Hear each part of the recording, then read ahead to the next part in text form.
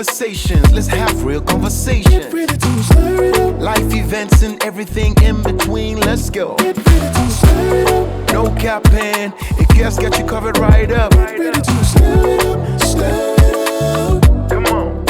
Get ready to stir it up. Welcome to Stir It Up.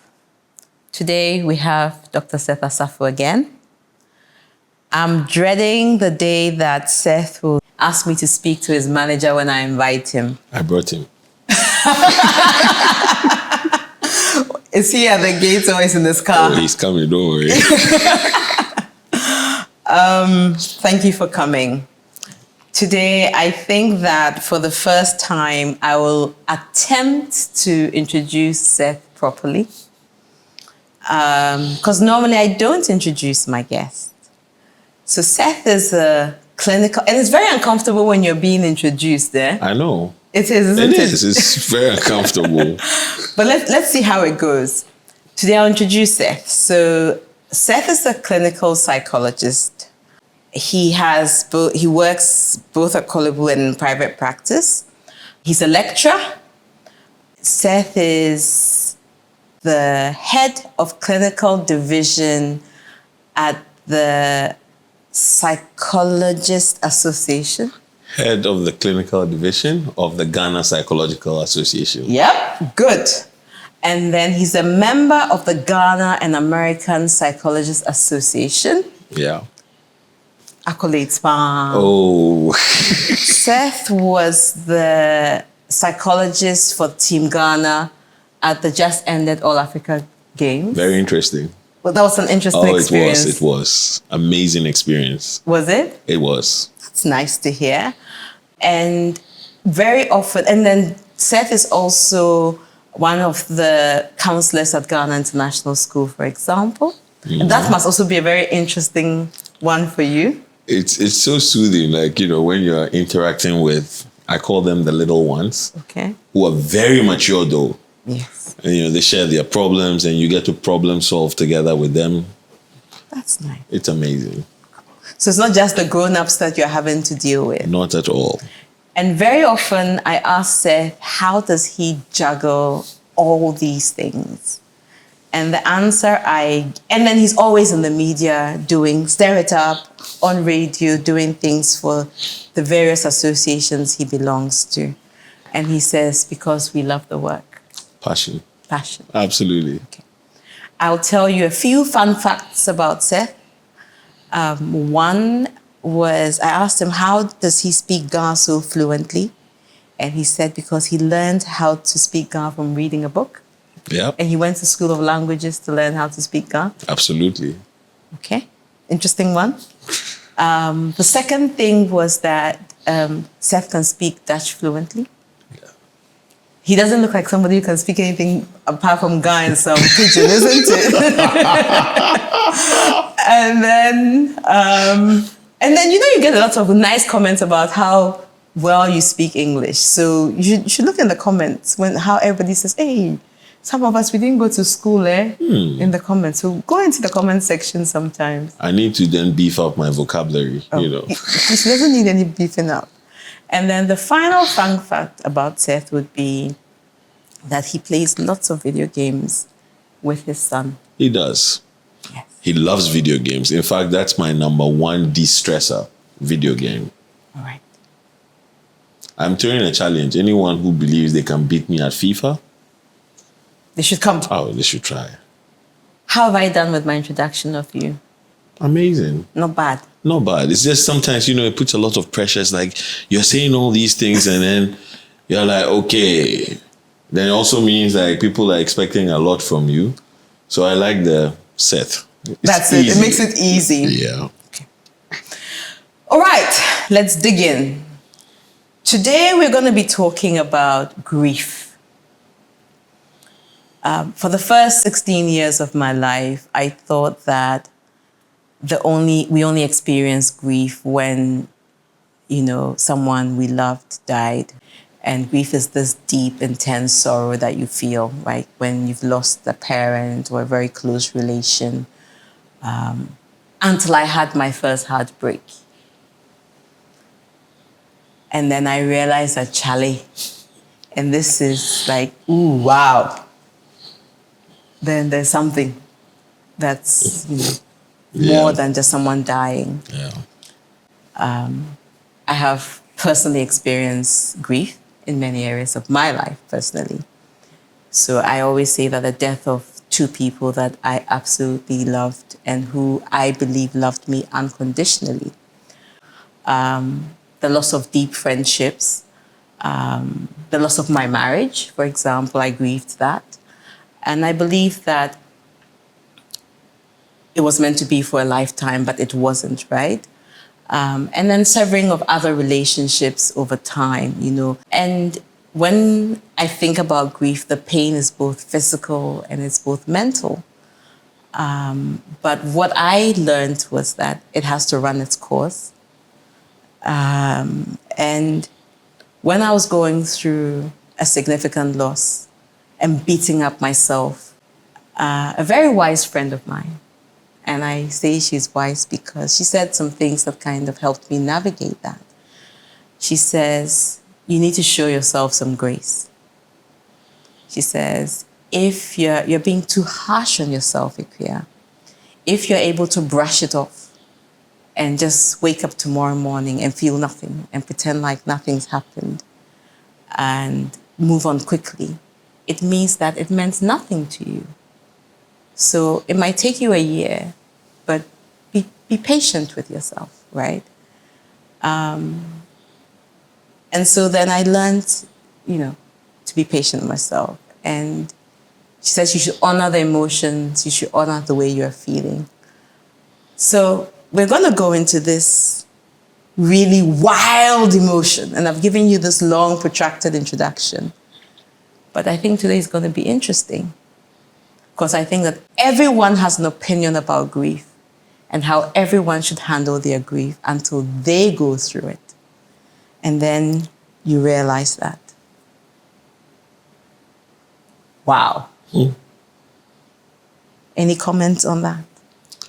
I'm following you so far. I think you've summarized everything about grief already. Oh, how? In many regards, we should just say, good show. And then we're done. Seth, how are you even going to do me like that? You're going to do me dirty. What's grief? What are some of the things that plunge us into grief? Well, like you rightfully said, grief occurs when you go through any kind of loss.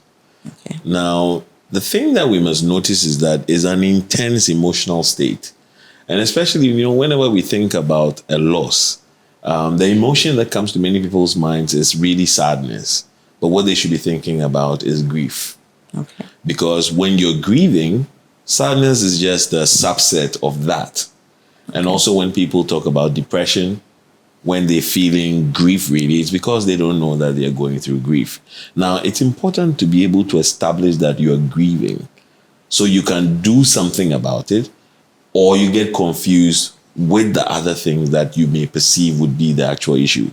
Right. So grief can be a very foundational thing that many people neglect. Now, if you ask what causes people to experience grief, essentially, anything that you have a connection with, taking away from you, can cause you to experience grief. And the basis of grief is usually in the change that occurs. Okay. So the brain does not do well with change. Reality is our sense of safety is tied to our ability to control our environment. So when you take something away from the environment or when something changes, the brain registers it first as stressful. Okay. Now, even positive change can cause you to feel a lot of stress. Right. So you think about a scenario of maybe changing jobs. A promotion at work. It's a positive thing. And yet, you still feel and ask these questions. Will I fit my role? Will I be able to do it? Take marriage. Why do you think that a lot of people, just before they get married, a few weeks before the marriage, they have a lot of arguments? Arguments around what's the wedding color? What is there? Where will this one sit? Those arguments are really as a result of the anticipation of the change that's coming. And so people are perceiving, I'm not going to be able to do these things that I usually do. Now, in a way of self-satisfying, they have these things unconsciously, and they test the boundaries of each other. Got it. And if you maintain it, basically it's like, oh, okay, regardless, we can do it together. But this is positive change, or it's supposed to be positive change, but it causes you to still feel that stress that comes. So now think about negative change, like the loss of a job, the loss of your health, the loss of a loved one, an animal, a thing. And you can imagine the magnitude of what you feel. And the emotional response that we normally give because of any kind of loss is the grief that we're talking about today. Okay. I think we've all heard about the fact that when you're grieving, you go through different stages. Do you want to share a bit about that? So, there's been a lot of arguments around that. Yeah. Now, in principle, all the stages that are described that you go through when you're grieving, they're true, except that there are a number of caveats. Got it. People don't grieve through that linear process. Absolutely. People jump certain steps from 1 to 5. But generally, most people will go through 1 or 2 of those stages. And it normally starts with, as the theory says, or the common theory would be that it starts from a place of denial. Now, notice something. Denial is a defense mechanism. What denial does for us is that it makes us gradually accept the reality, or else we might get a sensory overload. So, for example, when somebody catches wind of bad news, they'll say something like, Tofiakwa, it's not true, it's not possible. Well, you're saying it doesn't mean it's not true, it's there. Or people get a diagnosis of, unfortunately, the results show that you have a cancer. And they'll say, my God doesn't teach me that. I will pray about it. Those are all signs of denial. I remember one time I was driving one of the highways, and then a vehicle knocked down a young lad. And his friend circled around him, kicking him on the floor. Get up, stop that thing you're doing. He had passed.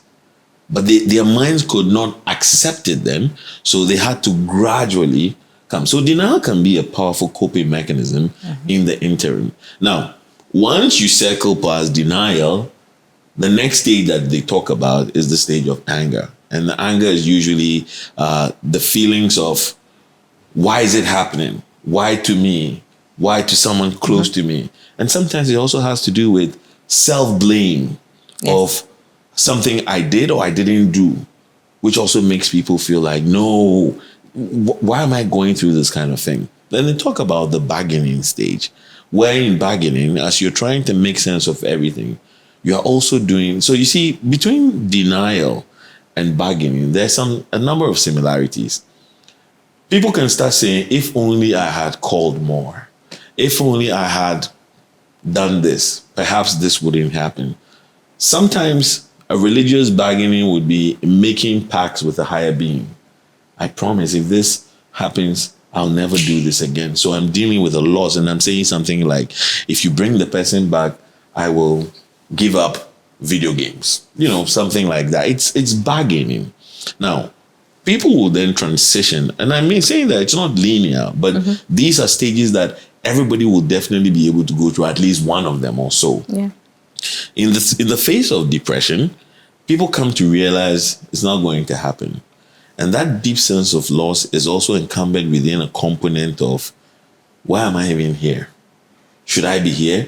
Yeah. Should I be experiencing this? Yeah. And it leads people to feel helpless. Yeah. Now, per the theory, if you're able to navigate all of these things, at some point you build a certain optimism again, and you come into a place of acceptance that this is the reality that has happened. It's a change that has come, and I have to be ready to adapt to it. And that acceptance comes in to say that you are back to trying to thrive, at least normally. So these are how the stages will operate. But you notice that somebody comes from denial and goes straight into acceptance. Or somebody will go into acceptance and regress back into denial. Wow. So it's part of the reason we say that grief is a complex emotion, because it's not straightforward. It can be all over the place. Yeah. And I can imagine that. Does your personality and the way you are as a person also influence how you grieve? Absolutely. Now, neuroscience teaches us that for people who have an anxious personality or people who are going through a lot of stress, the experience of grief is more accentuated. Okay. Because grief is also felt in the release of what we call cortisol, your stress hormones. So the more stress hormones you have, the more the grief feels on you. Right. And this is from just the purely neuroscience perspective. The neuroscience also teaches us that the reason we grieve is because human brains map out individuals in terms of place and then time. Okay. So, for example, and then also proximity. So my mind is always going to be something like, if I need to see a queer, I know how to get to her house. Yeah. So in my mind, I have that memory of where I will come to see a queer. Yeah. What times do I normally see a queer? Yeah. It's also something that your brain maps. And how close. So if I need to see a queer, how long is it going to take me to come there? Now, in the moment of a loss, in as much as you can intellectually understand that the person is gone. There's also a huge storage of memory surrounding the person in what we call your episodic memory. And those memories will normally take the emotional component rather than the intellectual or the logical. So just like in many let me not say Christians, in many religious people, okay, they're looking, well, let me speak about Christians. I'm a Christian, so I'll speak for myself. We're praying about something, okay? You pray about it and you say, I believe that it's going to be done. But then you start doubting yourself again. So you come and pray again and again and again. So between the intellectual of believing that it can be answered through prayer and then the emotional of believing that the prayer has worked, there's a distance that's created. And the same thing happens when you're grieving. Now, in an analogy, think about grief this way. Grief is a yearning. It's a yearning for something or somebody that you used to have that you can't have again. And that's why it's so painful. So it's like getting close to the person and suddenly it goes away from you, or getting close to the thing and it gets away from you. But your episodic memory is giving you a picture of so much about that person, that thing. So you can almost feel it, but you can't get it. That's interesting. When you say what you say, what comes to my mind is almost like you block out the rational part of how you're looking at things and thinking, it just becomes a very emotional journey that you're on. And it's almost like you're hyper-focused on the fact that the person, you're not even thinking about it, that the person is not here anymore. It's almost like, how do I reach out to the person? How do I reconnect with the person? Absolutely. And that's what it is. Yeah. So you're actually engaged in so many things that really brings the person to memory. Now, there's an explanation about grief as a motivational state. So in grief, you are motivated to find the thing that you've lost. Yeah. And the more you try to find, the less you actually will find. Right. Yeah. And that's why the pain can be reoccurring and it seems like it doesn't go away. So sometimes people will just say, oh, but just get out of it. Well, it's not that easy. It's a process. These memories have been there for years. Yeah. And your mind will always pull the place, the time, and the closeness. And then now explain those episodic memories in terms of these three dimensions. So to get along or to get out of grief, you have to be patient. And I think your wise friend telling you that give yourself grace was he or her telling you, be patient with yourself. Yeah. No, it was a big, significant thing for me because I kept beating myself up. Charlie, why are you in a hurry? No, why can't you just get over? Move on. Just, get over it, right? And it was like, be gentle. Absolutely. Okay. Is the concept of grieving a loss of a part of yourself a thing at all? And I'm asking this because for me, I'm finding that there's so many things I experience that other people experience, but don't talk about, right? So I was given the example earlier about I'm generally a very trusting person where it's like until you've given me reason not to trust you, I go with the flow, right? And then now I grieve the part of me that is very naturally going with the flow, right? Or I grieve the part of me that is overly generous because, people then take advantage of you. So there are certain parts of myself that is evolving and changing. And those parts of me made me, a certain way. Do people feel that way? Or the child in me, right? Mm-hmm. Yesterday I was having a conversation and I said to someone, growing up sucks. Because we're talking about ECG and they were talking about, Charlie, all the electrical appliances have blown in their house, right? And he said that he's lost like 4 ACs in his house. And I was like, Charlie, he says, Charlie, everything. And I said, growing up sucks. And he says, I wish I was a child again. And immediately I was like, we plunged into a whole conversation about that. Is that a thing? The I wish I was a child again, we explain as a regression. Okay. And it's a defense mechanism. In fact, when adult defense mechanisms are not able to give you a sense of respite, the infantile one's taken. Okay. Like you wish you were a child. I mean, you had no care, but it's like you are dissociating from the reality. The reality. And the reality is not going anywhere. Okay, so that's what it sounds. That's what it is. Yes, okay. That's what it does. But so that's a bad example then. But is there a part of ourselves that we wish we didn't lose?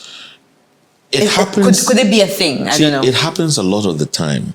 But I always want to create a context of saying, have you lost it or have you modified it? You're absolutely right. Because sometimes you build on what you have. Understood. And you become more sophisticated. Understood. And you may have enjoyed what you used to be. But let's not forget that once you're going through life, you're definitely going to evolve. Yeah. Because circumstances will push you to evolve whether you like it or not. But with that said, yes, people actually do lose parts of themselves. Okay. And these parts they'll normally talk about. For example, like I've worked with dozens of people who say, I used to be outgoing. I used to be someone who, if I get into a crowd of people, I could interact. But now I feel like I'll make a mistake. I'll say something and I'll be disgraced. And that's a part of them that they're grieving so much that they're experiencing all the full-blown emotions of anxiety and depression because they don't have that part of them that they used to have. Now, in a funny joke, I'll tell you about how I used to play football. And I used to be good at football. I'm still very good, but Is that you having a motivational moment for yourself? I'm still good. Now we are playing wise. We're playing smarter, not. And then you go into the park. You're running. In the past, they push the ball. You can all run. Now you're running. You're running to the best of your ability. In my mind, I'm doing 200 kilometers an hour. And I see these young boys just pass. It's like I was standing still. And it hurts sometimes to feel like, I can't do the things that I used to do. Yeah. Coming to an acceptance makes it easier for you to adapt from there. And so beyond the fact that I grieve it and feel like, it would have been nicer if I were still in this state, if I don't come to an acceptance, then it becomes detrimental to me. Understood. So let's go in and unpack death a little bit as an event that we grieve, right?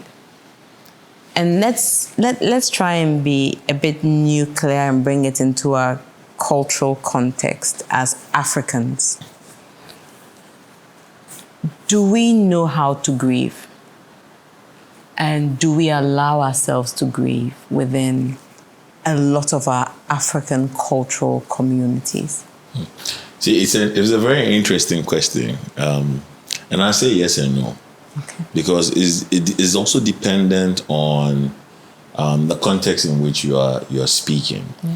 Now, if you look at a lot of our elaborate rituals and ceremonies regarding death, or loss of a loved one or a human being, those processes in themselves are ways to allow for the grieving process to uncover.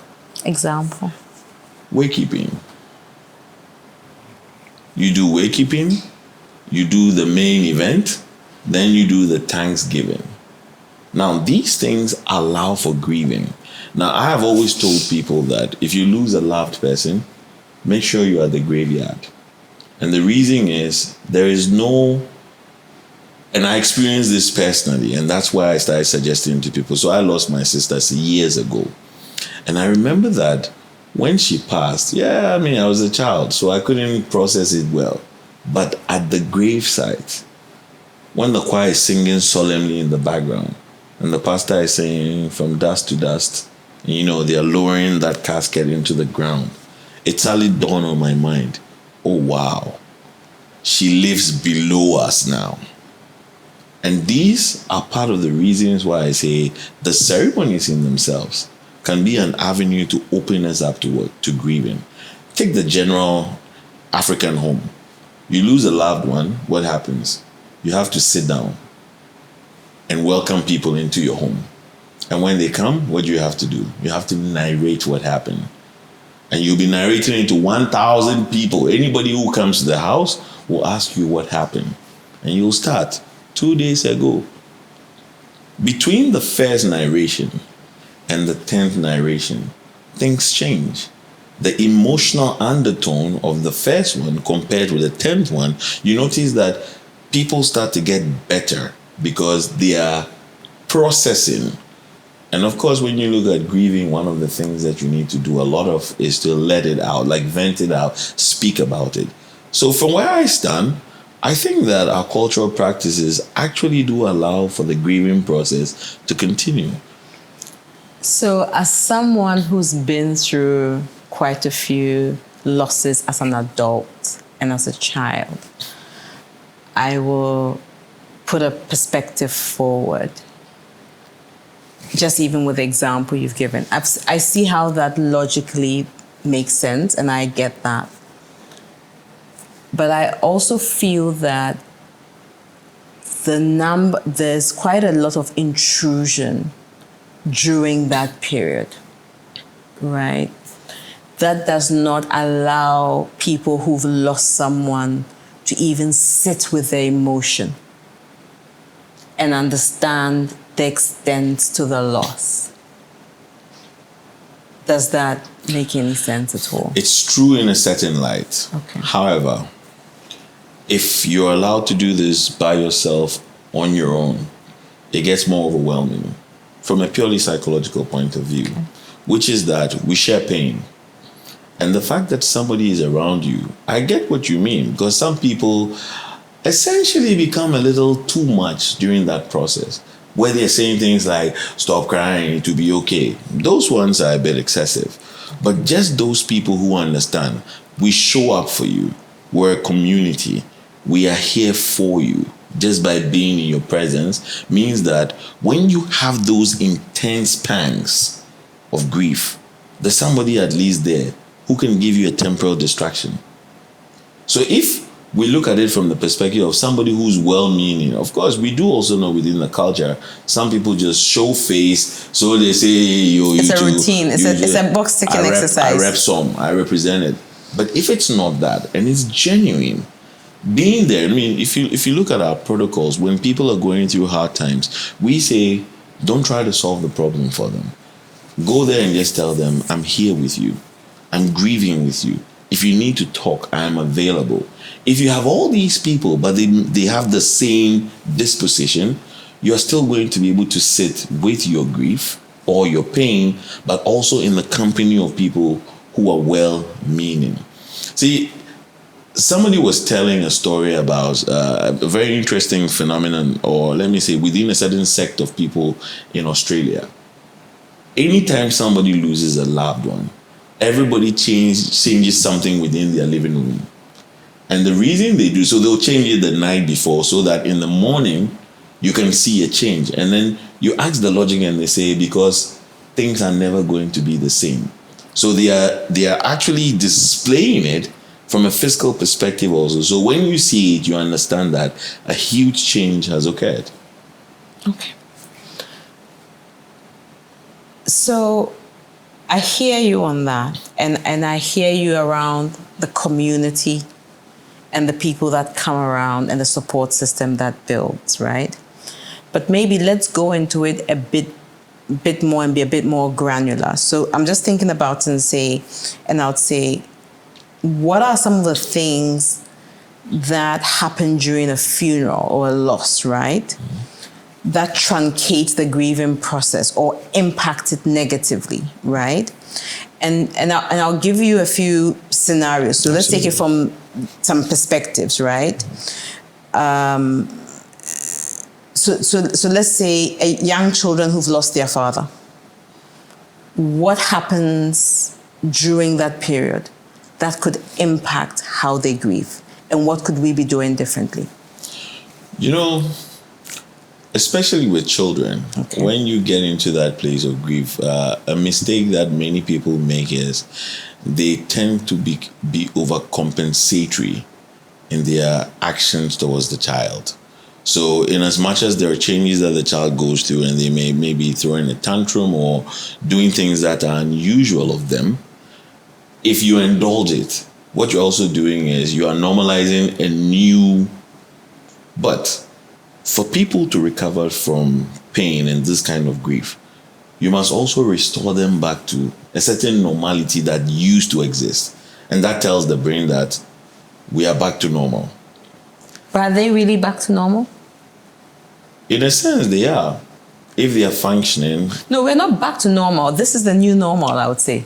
But it is a normal. Okay. It is a normal. So let's put it this way. You lose a loved one. You're not able to go to work. Things are out of balance. Maintaining some sort of balance or some sort of structure allows for the brain to recover from it and say, so once you get that structure back, because the brain maps are, and I mentioned that our brains basically thrive on structure. Understood. It gives a sense of security, gives a sense of normality. Yeah. So if during a grief period, you are no longer able to work out, you're not able to go to church, you're not eating as well as you used to, Yeah. being able to get that structure back aids the process of getting the person back to a place of calm. Understood. Yeah. So with the kids, let's conclude on the kids.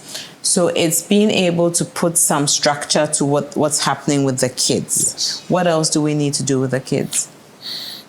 Lots of people think that when people think that children can't grieve or they don't know what's happening. The truth is, children don't have the vocabulary to verbalize what they're feeling. So what they tend to do is that children tend to act out their grief. And you may notice it in tantrums, but among younger children, you have one moment where they're very happy and another moment where they're extremely sad. Now, these are changes that they're going through. And it becomes your duty to open up and see where they're coming. Now, I take the perspective usually when I have to do this with children by asking, what do you know about what's happening? And it's a standard in Breaking Bad News. The ideas they give you allows you to further give them context of what the reality is. Now, I also find that with any grief that occurs within a spiritual or religious paradigm, it's always easy to explain. Heaven for Christians. So I've lost my loved one, but they're going to heaven. And it's such an easy concept. And if it's not a spiritual paradigm, it becomes difficult. I've worked with people who have no belief system about heaven or hell, or the afterlife. Mm-hmm. And guess what? They grieve for longer periods because at the back of their minds, it's not just eternal, it's permanent eternal. But take the Christian perspective. They're just asleep, we'll see them again someday. And that's good enough hope for you to say it's not permanent. Okay. With a lot of young kids, one of the things that I've seen happening is not being honest with the children. Which is not a good thing. Okay.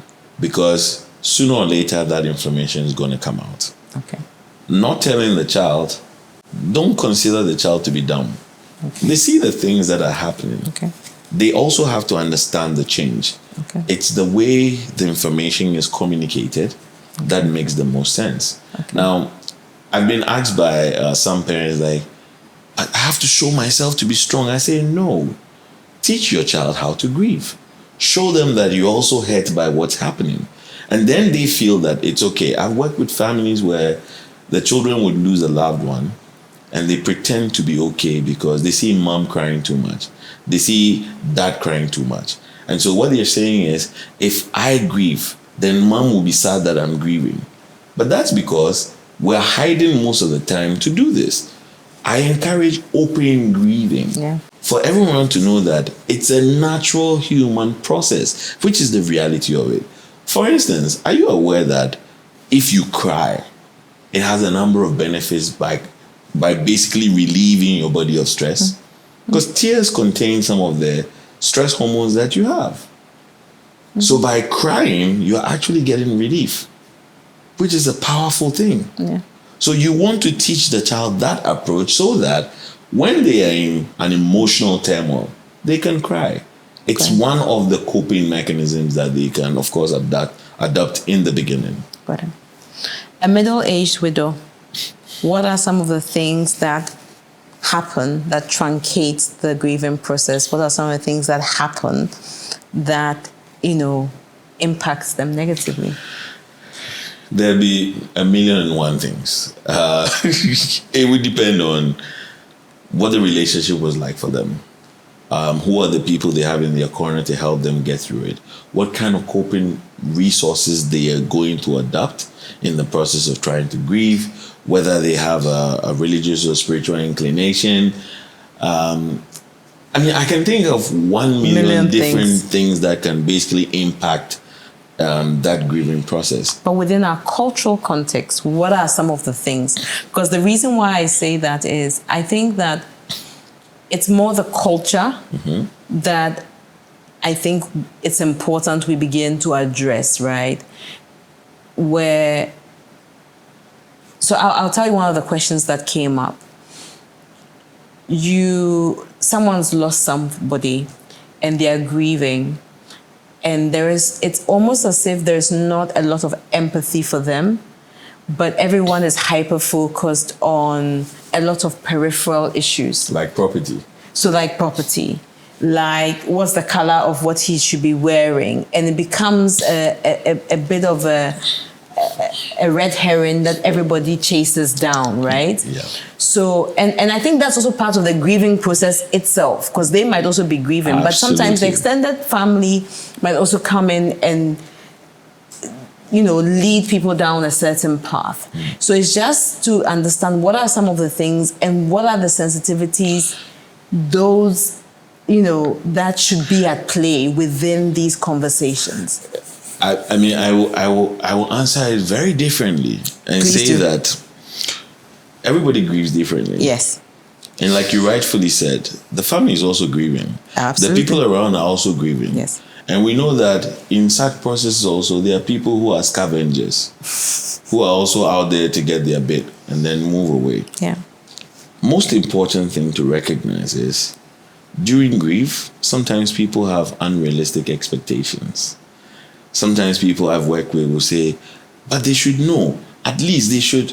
Well, they're also grieving. They are not especially in the sense of state of mind where they would be able to empathize as much. Now, it's easier for a total stranger to empathize better than for people going through the grief themselves. Understood. Okay. So I would say, I wish I could say something very specific, but I can't. Because for us psychologists, we always say it depends. Okay. So if I had a specific context, I could give you better insights. Okay. Yeah. So maybe let's do the last one. When a man has lost his firstborn child, right? What are the things in our culture that truncate his grief? For men, I think the most significant thing is the whole masculinity issue or Exactly. toxic masculinity. You see, there is a scale that we use to measure stress, and basically it's just a scale that has numbers, and there are many different things like a job loss, a divorce, and we find that a lot of people have tended to rate death as the highest number, if they can attribute a number to it, of pain that they feel as a result of the loss. Now, a lot of research points out that in terms of people's subjective experiences, the most painful loss is the death of a child. I can believe that. A parent actually witnessing the death of their child can be a very painful thing. Yeah.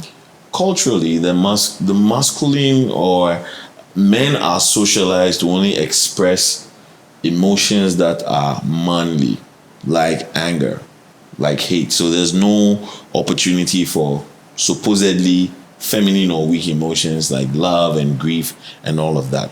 But do you know what we noticed? What? So men it's not a big deal. And then suddenly something goes out of balance in their lives, and they are not the person they used to be. They've lost something, but they cannot talk about it. And because they can't vent it out, it stays in the background and causes them grief.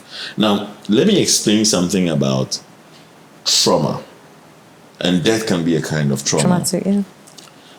The human brain has its own mechanism for trying to help us to be in balance, okay? And being in balance can be either doing things that are positive or doing things that are negative. So if you look at coping resources, they all do their job very well. So a coping resource makes sure that you are coping, or at least you are happy. However, some can have more detrimental effects, whilst others can have. And we find that the more positive coping mechanisms have to do with enduring some pain in the beginning and then enjoying the rest as excitement. Now, there's a complex process we call repression, where your brain on its own pushes out unsettling or disconcerting emotions. Because when you think about them, it brings it to life and you feel the pain. So your brain can repress or push these things like they don't exist until there's a trigger. Okay. So, yes, somebody loses their son, you have to work hard. And for most of them, they quickly try and jump back to everything they are doing. Now, it is adaptive in a way because it brings a sense of normality. But the baseline emotional component of what they are feeling has not been addressed. So suddenly, every time they see people in funeral cloths, it triggers them. Men tend to grieve by showing a lot more of anger than a lot more of pain. Yeah. Because that's how they've been socialized. Yeah. And they won't talk about it, but it's eating them up. And you find a lot of men developing what we call cardiomyopathies after significant losses. In fact, you might be interested to know that if you look at people who've been in long-term relationships, the loss of one predicts almost a 50% chance of them following in the first year alone. Yeah. And those are huge things. Yeah. And it happens typically in men more than in women. Yeah. Because if you don't express it, you're not sharing the load. And the load is there in the background. It's cooking and gets worse every single day. Yeah. So as for me, I think the socialization where it seems like men don't cry, men can show weakness, can be a detrimental effect to the grieving process. Absolutely. Let's move on. Survivor's guilt. When you think about why am I here and why did they go, how do you address that? It happens to many people, except that the context needs to be created for them. Now, for survivor's guilt, a lot of the times, the person going through it feel like there's something I could have done or there's something I didn't do. So they blame themselves for the passing of the person. You see, I mentioned something earlier. There's a disconnect between the intellectual and the emotional when it comes to these things. So intellectually, they may rationalize it and say, yeah, but I wasn't there. If I was there.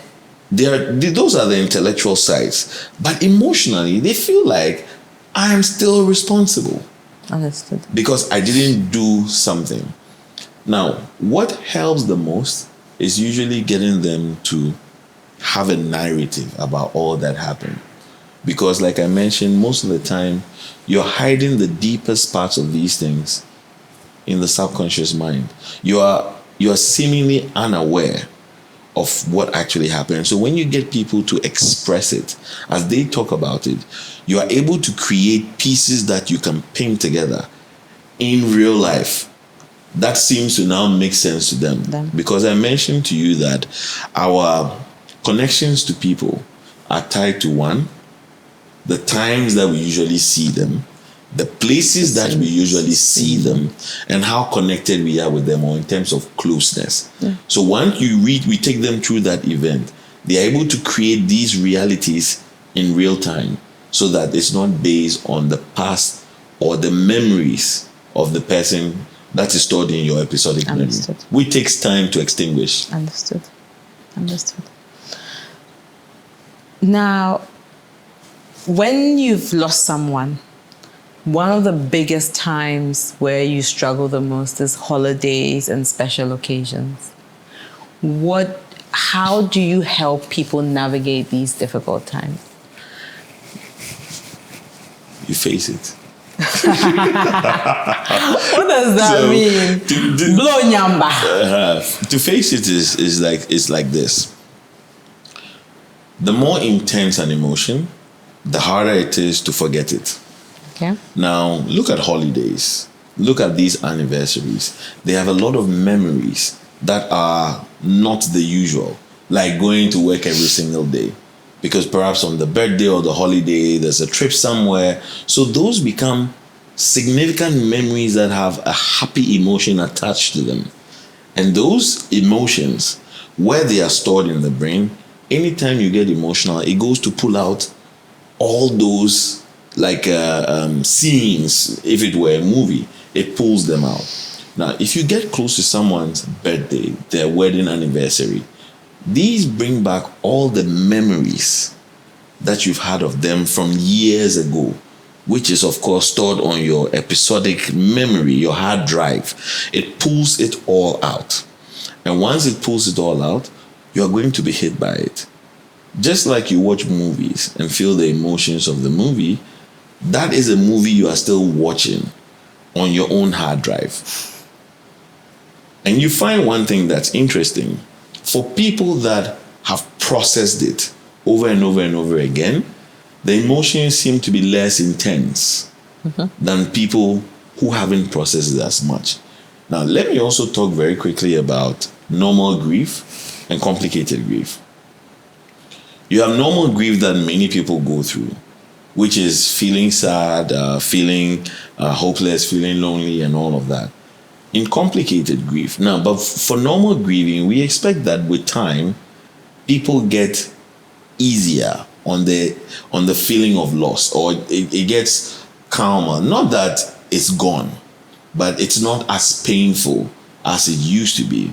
For complicated grief, even with time, the grief gets worse. Understood. I saw my dad go through almost like a depression, and I say it was a bit of he grieved it because he got better at a point in time, but I felt he was grieving the loss of his strength, because he was a surgeon, strong man, always had one hobby or the other, gardening or photography or art or something, right? Mm-hmm. And then suddenly you could tell that he couldn't do all the things he wanted to do anymore. Do you encounter people who go through this, and how do you help them, especially as they get older? Absolutely. Transitions can be huge on everyone. And see, like I mentioned earlier, change registers as danger on the human mind. Now, any change that you go through that you are not able to accept becomes an avenue of grief, because it's a loss that seems to be perpetual. You're always going to be thinking about that supposed loss. In adapting, in neuroscience, we have something we call neuroplasticity, which is the ability of the brain to modify in structure and also in circuitry, like the way it fires its neurons, just because things are changing in your life. Yeah. Okay. Once you come to an acceptance, the acceptance solidifies that new normal that has been created. And I have lots and lots of people who have grieved a certain, and it looks something like this. If only I was this. Oh, look at what I have become now. Oh, a whole me. So especially when we have older folks who have suddenly, they have to be, someone has to bathe them. Someone has to change their diaper because they've lost bowel control, bladder control, and all of that. We find the research tells us that a lot of them die quicker than they should because the shame that it comes with is too much for them To bear. that why would somebody else have to do this for me? And that is a loss. The grieving process, if they had come to an acceptance, would have made it easier. There was a man who lost his ability to walk, old man, and it pained him. But this is an adaptive thing he did. He always used to say, how easy it is that now I'm carried around. I'm like a king. That acceptance, that mindset changed a lot for him. So in the process of every loss, like I said, any change that you cannot accept will become a loss for you. So when one loses a long-term partner, often the loss is deep. And I would say that it's the loss of shared dreams, the commitments. It's, your routines are suddenly disrupted, right? Sometimes identities are tied up, right? Because you kind of see yourself, you've been together for so long, right? And it's hard to see yourself as just one person independent of this person. What does the road to healing look like when you're grieving this kind of a loss? Just like any kind of loss, the very first thing has to do with acknowledging the fact that there's been a change. Right. See, especially when you look at romantic relationships, the thing that seems to trigger the grief pangs or the emotional pain in episodes, and they are not perpetual, but like suddenly there's a deep sense of that people feel, is the routines and the disruption that's been created. Now, your brain becomes conditioned to a person because that structure I talked about gives a sense of safety and gives you a sense of predictability, which makes you feel all is well. So let's say you had a partner. They used to call you every single morning, or they used to send you a text, or they used to wake you up from bed. Every day you have to wake up. Your brain says there's something missing. Yes. There's something wrong. So just like you asked about birthdays and anniversaries, same thing happens here. And those things will normally trigger the brain to go back and pull the memories. And then that sense of loss becomes extremely painful. But acknowledging that something's happened, there's been a change, opens you up to accepting. Yeah. And so we will normally also recommend that you start to feeling those voids that have been created. So for example, if there was a routine where you used to have Friday nights between you and the person, you have to start finding a way to occupy Friday nights. So that vacuum does not become a memory trigger to retrieve these memories that make it extremely hard for you to process. Understood. Beyond that, is there anything else? To thrive, like that journey towards getting better? Dozens of things. Another point would be to be careful not to make any life-changing decisions in the period. Okay. Now, that would also come along the lines of the kinds of coping strategies that people would adopt. So if you look at coping, many people try a short and temporal but very maladaptive coping resource, which is bury their pain. Okay. And that could be in alcohol, could be in drugs. These give you a temporal coping, but once they are gone, what happens? You need to engage again. So if the alcohol wears out, you need that alcohol again in order to, which could then result in an addiction of sorts. And also, all the different challenges that comes with alcohol consumption. Now, in more recent times, we find that people are spending a lot of time on technology as a coping mechanism. Why? When I take my screen and I start to scroll through TikTok, I'm getting an instant release of dopamine with every video I watch. And it gives me like a partial place of distraction. Unfortunately, it steals your time also, which means there are so many other things in the background that you cannot do, first of all. And the second thing is that you're also setting your brain up to want to crave dopamine. So without the dopamine, now you don't just struggle with the pain, but you struggle with not being able to do that specific behavior. So that's also an important thing for you to do, that you watch the kinds of coping mechanisms that you adopt in the period. Okay. Interesting.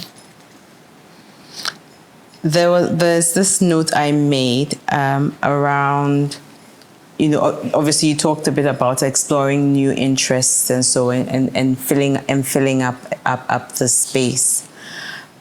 Do you find that people adopt positive copings often? Are people able to do that? Actually, there are a number of people who are able to gather some really positive coping mechanisms. Okay. One of these coping mechanisms is what we call sublimation. Now, they change. So when they're feeling these feelings of unsettlement, okay, what they do is to turn it around and use it for something adaptive. In a primitive sense, let me explain it. Somebody gets really upset, and then they go and scrub the whole house. They channel that negative energy. Right. And they clean, or they finish a certain project, or they suddenly say, I'm going to go to the gym and trim my body so I look great, after a loss of a relationship or after a loss of a loved one. And these can be, so sublimation has to do with turning those negative energies into motivation to do something positive. Okay. So yes, it happens in some instances. Now, for lots of people that are able to live who live and get over the grief, not only do their brains develop structurally, because that muscle for resilience builds up. That's the first thing. Second thing is, if they tell their story, they help other people to also get past it. Got it. And so telling your story has always been the thing. Like, look at even in addiction, they say to stay clean, you have to keep telling your story. So is that an AA thing? It is. Okay. I mean, how do you tell me a story about where you were and where you are? And go back. So it becomes a protective mechanism for you, because the more you tell your story, the more you want to do it. Even within the fields of like psychology, neuroscience, there's something we call post-trauma growth or post-traumatic growth, which happens among people who've been through like really traumatic events. Their brain now develops a coping or a resilience. So beyond the pains they've experienced, there's also a growth after that as a result of neuroplasticity. Understood. So this is a trick question. Is love or an attachment a prerequisite for grief? Absolutely. Attachment is a prerequisite for grief. Okay. Let me even put it a little further. We are all attached to something one way or the other. Okay. For example, when you hear somebody has passed on, even if you didn't know them, because you are human, you're attached to humanness. So you say something like, because of that attachment, you feel it when they pass. Now, in our part of the world, for instance, we don't typically have goats as pets. So when they finish a goat for soup, do you feel any sense of loss there? I plead the fifth. I want to eat my fufu in peace. That's my point. That for cultures that have goats, like if you hear a cat, somebody has basically, used a cat. I would feel something. You feel something because you have an attachment to cats as pets. But there are people even in my cultural context who do not feel anything. I know you're talking about my people, but don't worry, it's fine. Please, I'm not talking about your people. Okay, we understand. We don't mind. That's my point, that you need a certain attachment. And once the attachment is severed, you feel the sense of loss. Understood. Okay. The loss of a job is a big deal. And often, you think it's just from a financial perspective, right? But the impact is bigger than just the finances. It's the loss of your self, it's the loss of your esteem, your prestige, right? And sometimes you're asking questions like, why me? Why did this happen to me? I mean, and I know you've probably worked with people in the workplace, right? Do people who've lost their jobs, do they go through the same grieving process as well when in that loss? Maybe not in the same process, in the same stages like we talked about, but is there grief there as well? It depends. Okay, tell me. Now, if all things being equal, somebody loses their job, okay? For many people, their sense of identity It's tied goes to it. with the job because let's imagine I used to work for Seth Incorporation. It's a big institution. So when you lose your job, people within your environment sometimes refer to you as your job. Now that's a huge loss for the person. And depending on the way they process it, it can have a detrimental effect on them or otherwise. I've worked with dozens of redundancies in many corporates in Ghana. And the thing that comes up the most for a lot of the people is they tend to personalize the situation. Now, I have always created this analogy of saying that always think about a redundancy, not a firing.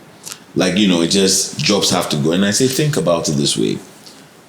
I sell petrol. You have equipment that use petrol. Then suddenly you went and got diesel-related equipment.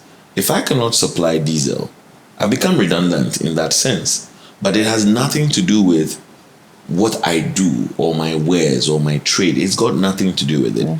And that context has always sat very well with a lot of people, so they don't personalize it. However, the change of I have to wake up, or I used to wake up every morning and go, get ready, go to work, becomes a problem. So people start to ask, so what's it going to be like? For some people, even in the beginning, they're excited. I will rest. Unfortunately, you get bored after a few days. And they also go through that process of having to recalibrate to adapt to the change. So it's not just about the loss, but any transition that takes away a routine that you have can cause you to grieve. Although it might not be as intense or as primitive in terms of crying that you might experience in like loss of a loved one or loss of a romantic relationship. Understood. Why shouldn't we avoid grief? Why do we have to go through it? It's a natural human process. Think of it this way. Any time and every time something is painful, what's your first reaction? Someone bangs the door on your finger. I scream. You scream. It's natural. You don't have to think about screaming. Why is it that when we're in intense pain, we start to shed tears? It's a natural response. It's a natural response. It's supposed to create a balance or bring back homeostasis into the body. In the same way, when you're going through emotional pain, any attempt to avoid it is trying to circumvent the natural process of restoring you back to normal. Okay. So you face grief. You bask in it. You endure the pain. And you know it's episodic. It passes. But if you don't deal with it, you create an alternate reality that it doesn't exist. And little triggers keep bringing it up. So you live within that particular grief. It becomes a cycle. It's a cycle that will never go away. But for anyone so you see, there are people who don't even want to talk about something unsettling that happened to them because it makes them too emotional. But because they don't talk about it, their conscious mind has never processed it before. And it's just their subconscious mind consistently suppressing it. Beautiful. And little triggers will always push it. So simple wedding, crying. Simple funeral, they're crying because it draws the attention to when they got married and then when this happened, when that happened. So you need to let it out. And it comes to the first acknowledge what you're going through. I'm going through a change, and this change is called grief. The grief makes me feel anxious about the future. The grief makes me feel sad. The grief is causing me to experience a lot of physical symptoms. And these physical symptoms are not an indication of anything else. That's coming into reality and coming to an acceptance of what's happening. Because I find that a lot of the times when people are going through a change, they tend to focus on the little things that are happening in their lives, rather than understanding that these things stem from the change that they're going through. And that can be even more problematic in the cycle of getting past the grief. So, how long should the grieving process take? Unfortunately, there's no prescription of time. But I must say that with time, the pain or the emotional pangs that you feel should be reducing, except it's complicated grief. Now, the duration of grief are dependent on a number of factors. The social support that is available to you, the kind of attachment that you had with the person, how sudden, or so you see, if for example you were anticipating the death, the grieving process is a bit more simpler than suddenly the person just passed. So those become traumatic, and because of that, they are more painful. Allow yourself time to grieve. Don't be in a hurry. It's not a speed race whatsoever. It's a process. So far as you made attachments, and attachments take time to do, detaching also takes time. So it's a process. Everybody will grieve differently, and we should not in any way try to put the time on how long it should take. But progressively, the pain should be reducing. Between adults and children, do they grieve differently? Absolutely. The way children grieve can be a little interesting. For instance, children can have moments of excitement and moments of sadness or despair. Now, when you have any kind of change, and so grieving is part of that, but when you have any kind of change, you have to look out for sudden changes in behavior. Now, we notice that in a lot of children, when they are met with a loss, some of them regress back to their infantile behavior. So they start bedwetting again, or they may start like thumb sucking or biting on their nails. Children may throw a lot of tantrums because they can't express what they are feeling. So they might show it in terms of tantrums. Clingy behavior may also increase. And then suddenly wanting to sleep with their parents or in their parents' room for a certain fear. They may have these moments where they are angry at God for taking away their loved one, or they may be angry at their parent. Even the parent that has passed, the child may be upset with them. Why did you leave me? And you may notice declines in their performance academically. You may notice that they may become a little deviant. Now, don't forget that deviating from the norm, that, it's like challenging the status quo, when it's like, but this child is becoming naughty. It's not entirely a bad thing. And this is the reason. For the most parts, the control they have has been taken away from them.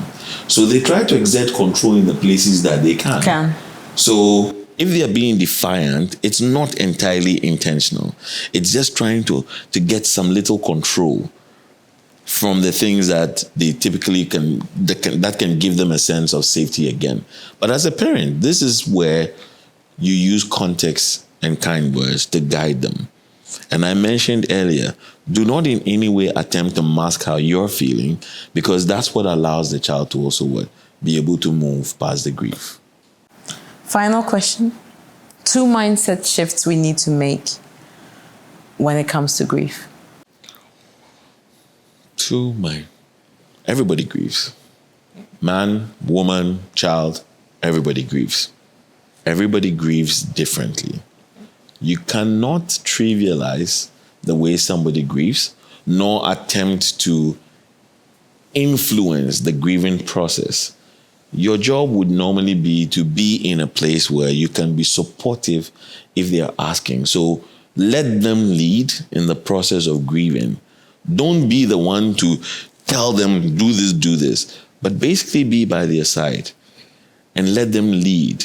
You can guide them when they're leading, but if you want to order, you make it difficult for them to actually grieve, and they may pretend around you. Thank you. So there is an interesting anonymous quote that says that when someone you love becomes a memory, the memory becomes a treasure.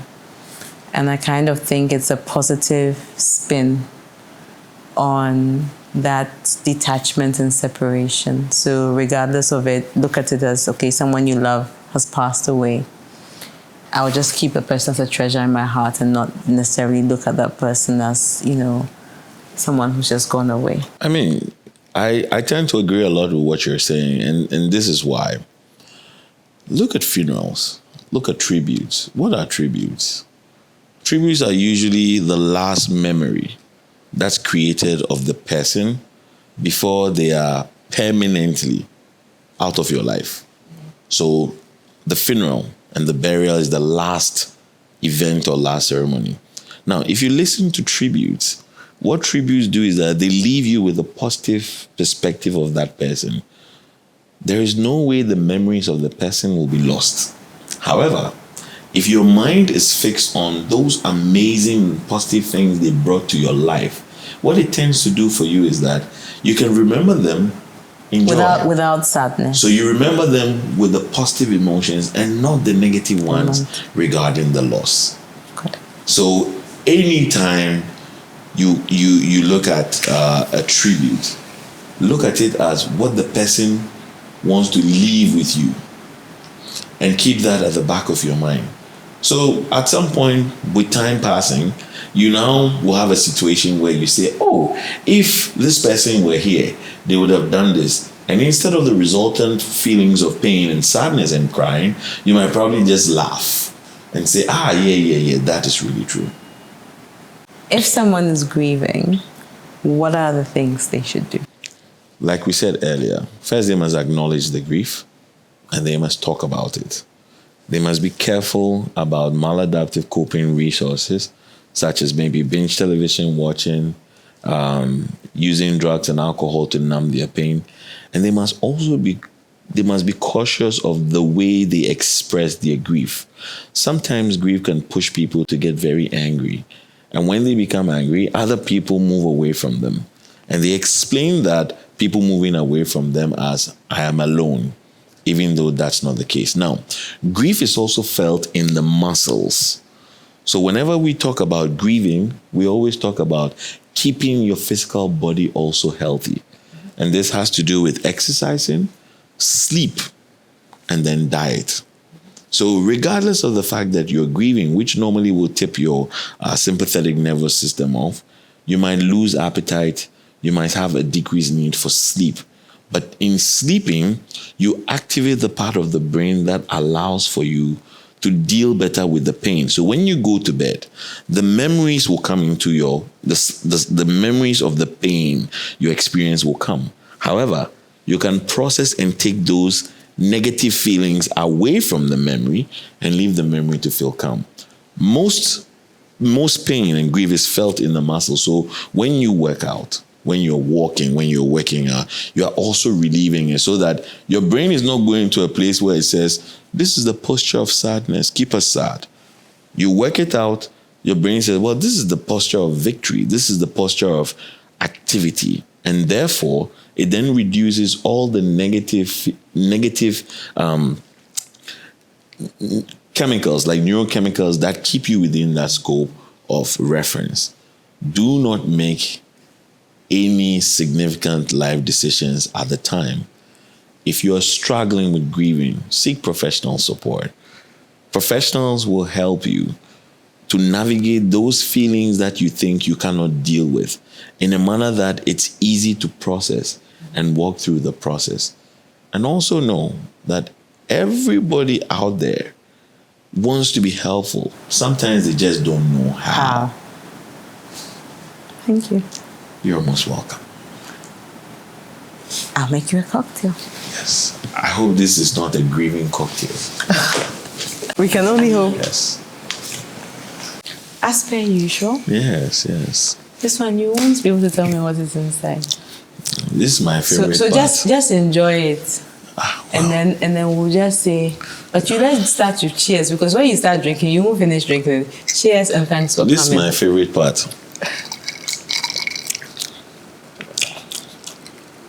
There's definitely citrus in here.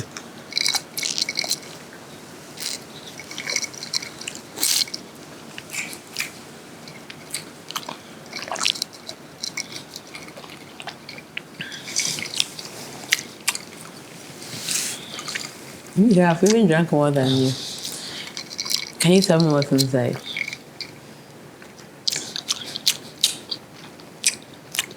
I said there's citrus in here. There's no citrus in there. Okay, there's more citrus in there. There's citrus in there. I can feel What it. is citrus? What is citrus? There's another fruit that I can't tell you. That you can't tell No, me. I can tell you. Okay, tell me. I'm so certain of it. What? Ice cube. Ice cream is a fruit that grows on what tree? The ice cube tree.